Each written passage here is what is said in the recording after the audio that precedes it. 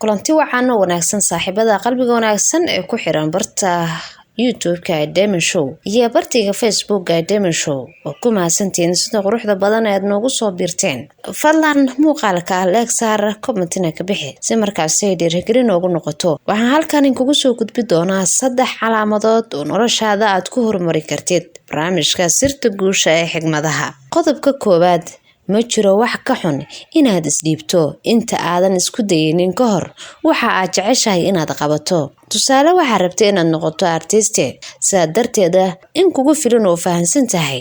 Haddaba ha isdhiibin ilaa aad isku daydo waxa aad jeceshahay inaad qabato. Qodobka labaad, uma noorid inaad qof kasta farxad geliso, balse waxaad u nooshahay inaad naftaada farxad geliso. Haddii aad isku daydid inaad qof kasta farxad geliso, waxaa halkaasi ku dhumaya farxadaada, maxaa yeelay dadka dhan waxa ay ku maleynayaan inaad tahay qof dhiman.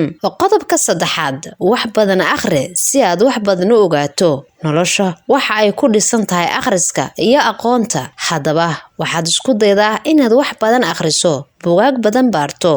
Dadka guulaha gaara buugaagtooda, taariikhdooda, xadiisyada iyo waxa aad jeceshahay inaad samayso. Allana ku xirnow. Intaa ayaan ku soo gabagabeynayaa. oo ku mahadsantiin la socodkiina. mahadsanidin saaxiibayaal.